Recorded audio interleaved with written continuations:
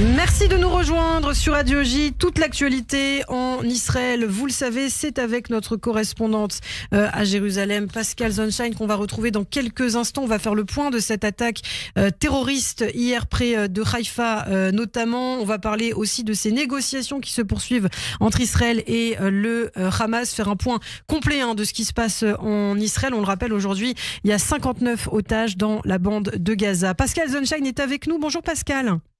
Bonjour Ilana. Merci d'être avec nous Pascal. Alors on va peut-être commencer par ce qui se passe sur le terrain avec une attaque terroriste hier en Israël dans la localité de Pardes Hana.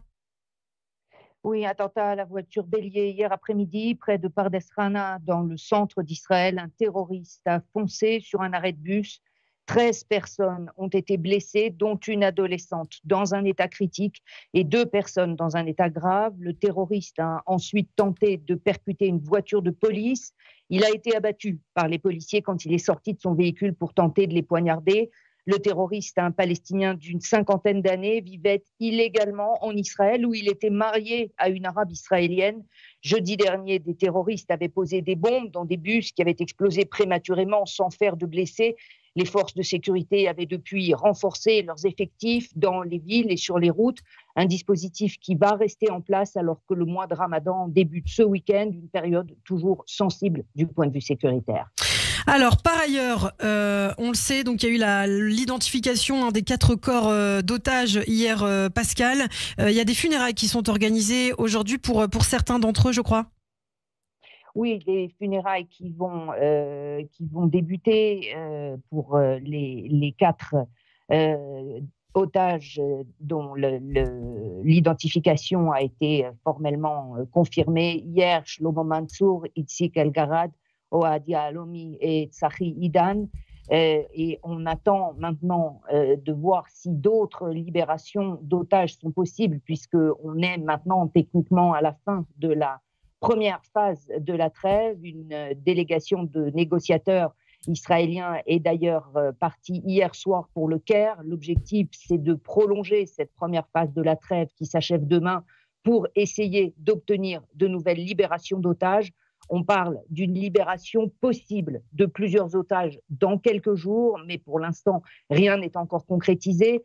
Et Israël doit en fait exploiter les leviers de pression qui lui restent, à commencer par la route Philadelphie. Tsahal est censé entamer demain son retrait de cet axe du sud de la bande de Gaza le long de la frontière égyptienne. Ce retrait n'aura pas lieu, en tout cas pas sans nouvelle contrepartie du Hamas, c'est-à-dire des libérations d'otages. De même qu'Israël va jouer sur l'aide humanitaire et les terroristes qu'il doit échanger contre les otages. Une tactique soutenue par les États-Unis si elle permet de rallonger la trêve et d'avancer vers une stabilisation parallèlement à l'enjeu critique des otages. 59 sont toujours à Gaza, dont 24 considérés vivants. Il y a aussi la question de la neutralisation définitive du Hamas et de son désarmement. Et pour l'instant, personne ne sait comment y parvenir. Et par ailleurs, on a entendu hier soir le président américain Donald Trump dire qu'il était assez confiant, et Washington qui proposerait lui carrément un autre plan. Alors selon certains médias, ce n'est pas la phase 1, ce n'est pas la phase 2, mais c'est un plan qui comprendrait une libération d'otages beaucoup plus massive que les précédentes. Est-ce qu'on a des informations là-dessus, Pascal ? En fait, ce qui se passe maintenant, et on le comprend depuis l'investiture de Donald Trump, le président républicain n'était pas d'accord avec le format qui avait été établi par l'administration précédente, par l'administration Biden. En fait, il avait évidemment les mains liées jusqu'à la fin de la première phase de l'accord de trêve, mais ce qu'il veut, c'est rouvrir totalement le cadre des négociations et avancer en quelque sorte au coup par coup. La première priorité, c'est la libération des otages, donc voir comment on peut prolonger cette trêve, ce qui est d'ailleurs aussi la position israélienne. Prolonger la trêve, évidemment en échange de concessions pour obtenir de nouvelles libérations d'otages et en quelque sorte avancer progressivement vers ce qui est l'objectif principal parallèle de cette de cette trêve, c'est évidemment la neutralisation définitive du Hamas, tant sur le plan politique que sur le plan militaire. C'est donc maintenant, en quelque sorte, une nouvelle dynamique de négociation qui va s'engager. Alors, il y a évidemment ce qui se passe avec la bande de Gaza, avec le Hamas, et puis au nord aussi, on n'en a pas parlé, Pascal, ce sont ces frappes antiterroristes qui se poursuivent de Tsahal, le Hezbollah qui ne respecte pas ses engagements, et apparemment le Liban non plus. Oui, Israël qui continue évidemment à surveiller d'extrêmement près tout ce qui se passe sur le front nord avec les tentatives du Hezbollah de réarmer.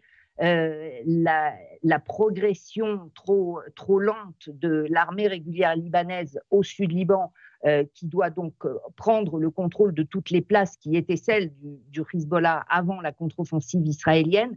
Mais là, on voit une action de Tsahal systématique à chaque activité suspecte du Hezbollah, même si une partie de ces activités, quand elles ne sont pas considérées comme des menaces immédiates, sont notifiées au comité de supervision du cessez-le-feu, c'est-à-dire le comité qui est supervisé par les États-Unis et aussi par la France.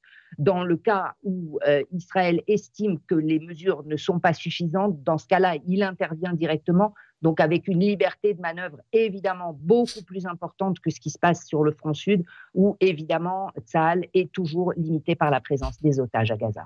L'autre grand dossier aussi du jour, c'est cette enquête autour du 7 octobre, de ce qui s'est réellement passé et à qui incombent les responsabilités de chacun. On a entendu hier le chef d'état-major Herzi Halevi, le chef d'état-major sortant, assumer l'entière responsabilité, Pascal, des échecs d'Israël. Oui, il faut bien comprendre qu'on parle d'enquête interne de Tsahal, celle que l'armée israélienne effectue systématiquement après chaque opération, après chaque accident. Là, évidemment, c'est d'une ampleur sans précédent, mais il s'agit uniquement des enquêtes de Tsahal. Pour l'instant, il n'y a toujours pas de dispositif civil d'enquête, cette fameuse commission d'enquête d'État indépendante qui devrait prendre le relais et établir toute la lumière sur les circonstances, sur les responsabilités. Pour l'instant, c'est Tsahal qui fait le travail, à la fois sur son comportement le 7 octobre, au moment de l'attaque du Hamas, mais aussi dans les mois et les années qui ont précédé. Et on voit que le constat est évidemment accablant. Tsahal a échoué à repousser l'attaque du Hamas et à protéger les habitants de l'ouest du Negev. Aucun des corps d'armée n'était préparé et l'essentiel de la responsabilité repose sur les services de renseignement qui, au cours des années et des jours qui ont précédé, n'ont pas interprété correctement les signaux d'activité du Hamas et leurs intentions véritables. Un mot très rapidement, Pascal, aussi, on le sait, dans quelques heures va commencer le ramadan pour les musulmans en Israël. Est-ce qu'il y a des restrictions qui sont d'ores et déjà mises en place, notamment à Jérusalem ? Des restrictions qui concernent, l'accès aux prières sur le mont du Temple pour les hommes de plus de 55 ans, qui seront les seuls autorisés à pénétrer. Et évidemment, aucun des terroristes libérés depuis le début de la trêve n'aura le droit d'accéder au mont du Temple. Merci beaucoup pour ces informations. Pascal, on vous retrouve tout à l'heure à partir de 7h26 sur Radio J.